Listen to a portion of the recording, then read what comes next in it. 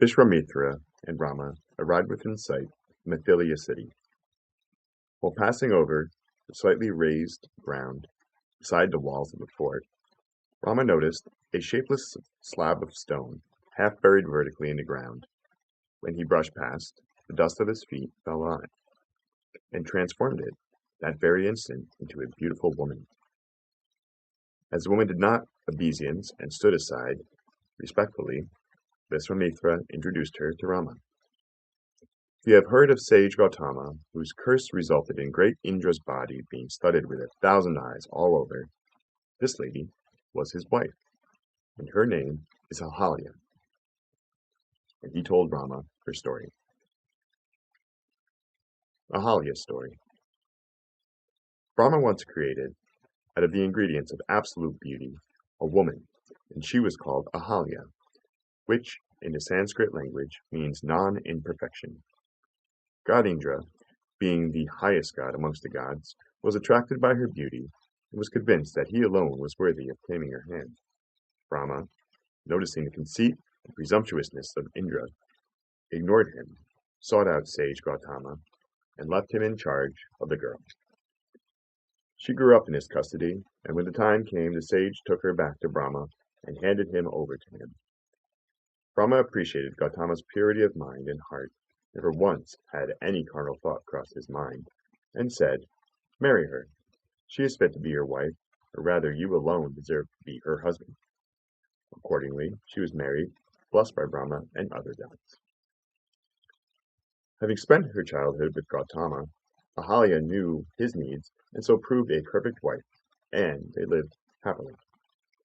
Indra, however, never got over his infatuation for Ahalya, and often came in different guises near to Gautama's ashram, waiting for every chance to gaze and feast on Ahalya's form and figure. He also watched the habits of the sage and noticed that the sage left his ashram at the dawn of each day and was away for a couple of hours on the river for his bath and prayers. Unable to bear the pangs of love any more, Indra decided to attain the woman of his heart by subterfuge. One day, hardly able to wait for the sage to leave his usual hour, Indra assumed the voice of a rooster and woke up the sage, who, thinking that the morning had come, left for the river. Now, Indra assumed the sage's form, entered the hut, and made love to Ahalya. She surrendered herself, but at some stage realized that the man enjoying her was an impostor, but she could not do anything about it. Gautama came back at this moment, having intuitively felt that something was wrong, and surprised the couple in bed.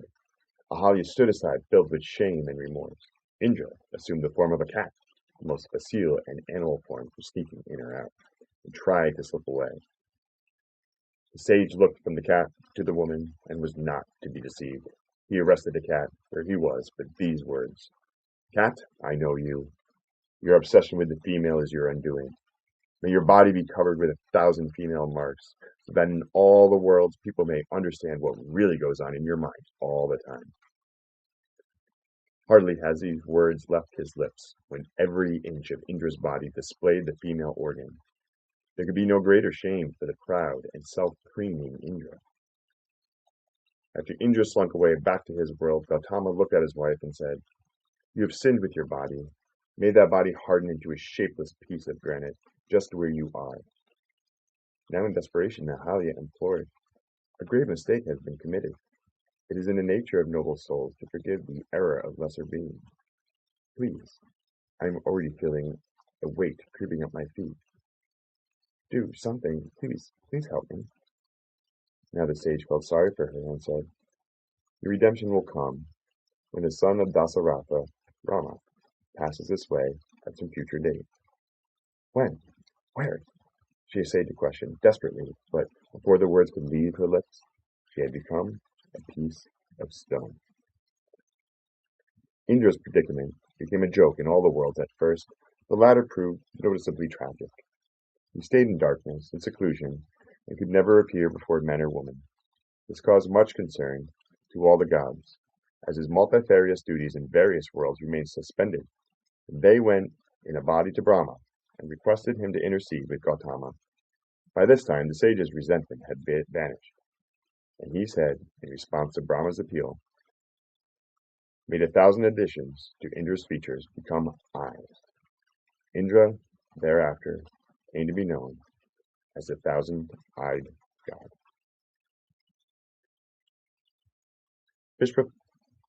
Viswamithra concluded the story and addressed Rama.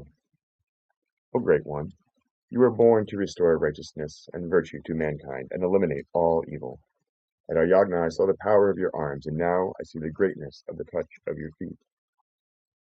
Rama said to Ahalya, "May you seek and join your revered husband, and live in his service again. Let not your heart be burdened with what is past and gone." On the way to Mithilia, they stopped to rest at Gautama's hermitage, and Viswamithra told the sage, "Your wife is restored to her normal form by the touch of Rama's feet. Go and take her back.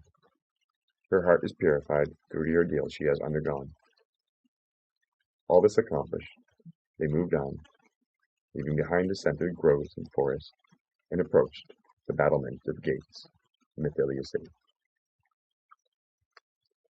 This ends the story of Ahalya.